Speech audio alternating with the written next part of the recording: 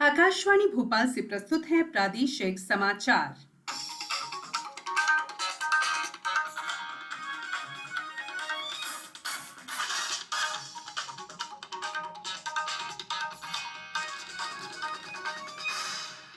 नमस्कार, समाचारों के साथ मैं संयुक्ता बैनर्जी। कोविड मरीजों की संख्या फिर से बढ़ रही है, इसलिए सभी श्रोताओं से अपील है कि कोई भी कोताही न बरते। सभी सुरक्षा उपायों का पालन करें और 18 वर्ष से ऊपर के सभी लोग बेहिचक टीका लगवाएं।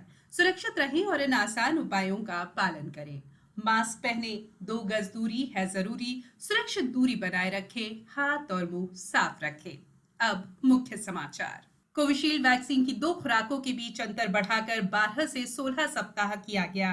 प्रधानमंत्री नरेंद्र मोदी कल किसान सम्मान निधि योजना में किसान परिवारों को आर्थिक सहायता के रूप में 8वीं किस्त जारी करेंगे और ई संजीवनी प्लेटफॉर्म टेलीमेडिसिन सेवा से 50 लाख से अधिक मरीजों को लाभ। अब समाचार विस्तार से। केंद्रीय स्वास्थ्य मंत्रालय ने कहा है कि कोविड कार्य समूह की सिफारिश के आधार पर कोविशील्ड वैक्सीन की 2 खुराकों के बीच अंतर 6 से 8 सप्ताह से बढ़ाकर 12 से 16 सप्ताह कर दिया गया है। मंत्रालय ने एक बयान में कहा है कि डॉक्टर एन.ए. अरोड़ा की अध्यक्षता में कोविड कार्य समूह ने कोविशील्ड के पहले और दूसरे टीके के बीच अंतर बढ़ाने की सिफारिश की है। इस समय कोविशील्ड के पहले और दूसरे टीके के बीच 6 से 8 सप्ताह का अंतर रखा जाता है। मंत्रालय ने कहा है कि विशेष रूप से ब्रिटेन से उपलब्ध प्रमाणों के आधार पर कोविड कार्य समूह कोविशील्ड की पहल और दूसरे टीके के बीच अंतर बढ़ाकर 12 से 16 सप्ताह करने पर सहमत हुआ है। मंत्रालय ने स्पष्ट किया है कि कोवैक्सीन के दोनों टीकों के बीच अंतराल में किसी परिवर्तन की सिफारिश नहीं की गई है। प्रधानमंत्री नरेंद्र मोदी कल दिन में 11 बजे प्रधानमंत्री किसान सम्मान निधि पीएम किसान योजना के अंतर्गत आर्थिक सहायता के रूप में 8वीं किस्त जारी करेंगे। इसके अंतर्गत 19,000 करोड़ रुपए से अधिक की राशि 9 करोड़ 50 लाख से अधिक किसान परिवारों के बैंक खातों में भेजी जाएगी। प्रधानमंत्री इस अवसर पर कुछ लाभार्थियों से बातचीत भी करेंगे। केंद्रीय कृषि मंत्री नरेंद्र सिंह तोमर भी इस अवसर पर उपस्थित रहेंगे। पीएम किसान योजना के अंतर्गत पात्र लाभार्थियों को हर साल 6,000 रुपए की आर्थिक सहायता प्रदान की जाती है। ये राशि हर 4 महीने में 3 किस्तों में दी जाती है। प्रत्येक किस्त में 2,000 रुपए किसानों के खातों में भेजे जाते हैं। इस योजना के अंतर्गत अब तक 1,15,000 करोड़ रुपए से अधिक की राशि किसान परिवारों को दी जा चुकी है। प्रदेश में कोरोना संक्रमित मरीजों की संख्या में लगातार गिरावट आ रही है। मुख्यमंत्री शिवराज सिंह चौहान ने बताया है कि जिन क्षेत्रों में कोरोना संक्रमण की दर 5% से कम है, उन क्षेत्रों में 17 मई के बाद से कोरोना कर्फ्यू धीरे धीरे उठा लिया जाएगा। प्रदेश में कोरोना संक्रमण लगातार कम हो रहा है। अब महज 8 जिलों में ही नए प्रकरणों की संख्या 200 से अधिक है, जबकि 7 जिलों में साप्ताहिक पॉजिटिविटी रेट 10% से नीचे आ गई है। प्रदेश में बीते 24 घंटों में कोरोना के 8,970 नए प्रकरण आए हैं। वहीं 10,324 लोग स्वस्थ हुए हैं। अब सक्रिय मामलों की संख्या करीब 1,10,000 है। कोविड-19 से बचाव और सुरक्षित रहने के 3 उपाय। मास्क लगाएं, 2 गज दूरी है जरूरी, सुरक्षित दूरी रखें, हाथ और मुंह साफ रखें। ब्रेक के बाद बुलेटिन में एक बार फिर आप सभी का स्वागत है। कोविड-19 से पीड़ित मरीजों को स्वास्थ्य सेवाएं प्राप्त करने में ई संजीवनी प्लेटफॉर्म बहुत लाभकारी साबित हो रहा है।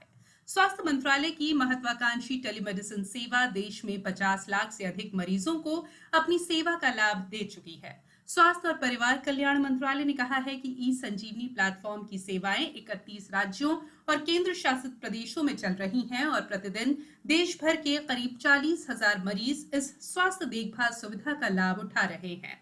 इस प्लेटफॉर्म के माध्यम से 1500 डॉक्टर मरीजों की सेवा में लगे हुए हैं।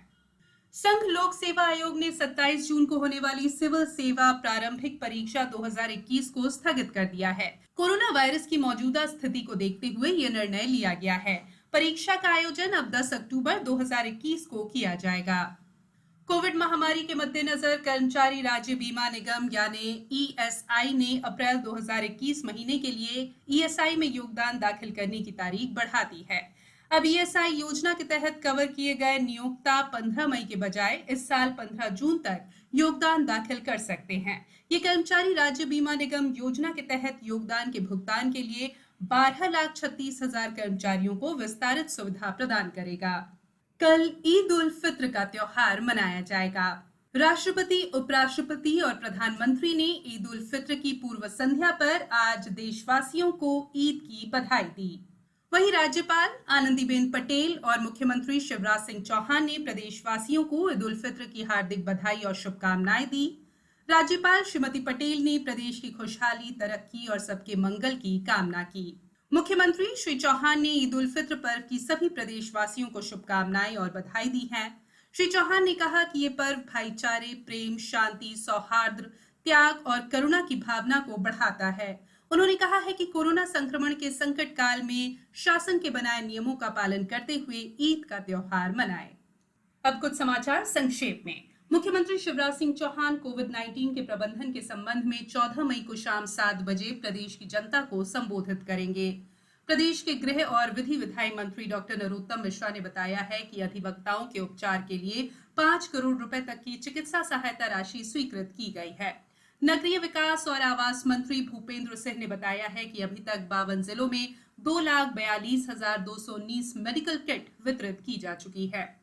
एमपी हाईकोर्ट की जबलपुर मुख्य पीठ सहित इंदौर और ग्वालियर खंडपीठ में अब 4 जून तक ग्रीष्मकालीन अवकाश रहेगा। इस बुलेटिन में फिलहाल इतना ही। बुलेटिन के अंत में एक अपील, मास्क और 2 गज की दूरी, हाथ धोना भी है जरूरी। नमस्कार।